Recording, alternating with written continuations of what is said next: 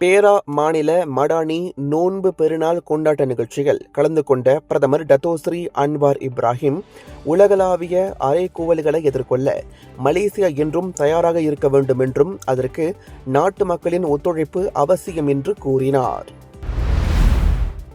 ஆயர் குனெங் இடைத்தேர்தலுக்கான வாக்குப்பதிவு துவங்கியது. PSM கட்சி வேட்பாளர் பவானி இன்று காலை இங்குள்ள SJKC பெங்லாக் வாக்கு மையத்தில் வாக்களித்தார். 3 வேட்பாளர்களும் முன்கூட்டியே தங்கள் கடமையை நிறைவேற்றினர்.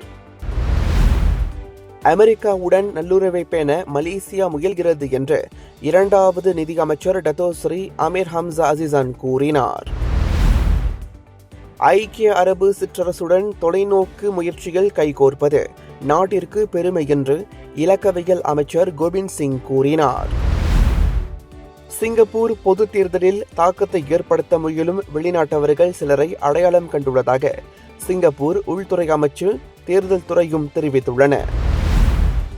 அதிமுக பொதுச் செயலாளரும் எதிர்க்கட்சித் தலைவருமான பழனிசாமி வீட்டுக்கு வெடிகுண்டு வைக்கப்பட்டுள்ளதாக மிரட்டல் மின்னஞ்சல் வந்ததை அடுத்து போலீசார் சோதனை மேற்கொண்டனர். அது பொய்யான தகவல் என்று பின்னர் தெரிய வந்தது. பஹல்காம் தாக்குதலை கண்டித்து தலைநகர் டெல்லியில் வர்த்தகர்கள் முழு அடைப்பு போராட்டத்துக்கு அழைப்பு விடுத்ததை தொடர்ந்து நேற்று சந்தைகளில் கடைகள் அடைக்கப்பட்டிருந்தன. சிந்து நதிநீர் பங்கீட்டு ஒப்பந்தத்தை தற்காலிகமாக நிறுத்தி வைக்க இந்தியா எடுத்துள்ள முடிவு போர் நடவடிக்கையாக கருதப்படும் என்று பாகிஸ்தான் பிரதமர் அலுவலகம் தெரிவித்துள்ளது.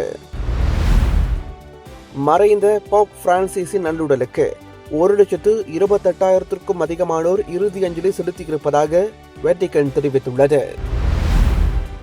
ஜப்பானின் ஒசாகா நகரில் மூத்தோர் தானியக்க ATM இயந்திரங்களை பயன்படுத்தும் போது தொலைபேசியில் பேச தடை விதிக்கப்படவிருக்கிறது. இது போன்ற மேலும் பல செய்திகளுக்கு நம்பிக்கையோடு தொடர்ந்து இணைந்திருங்கள். வணக்கம்.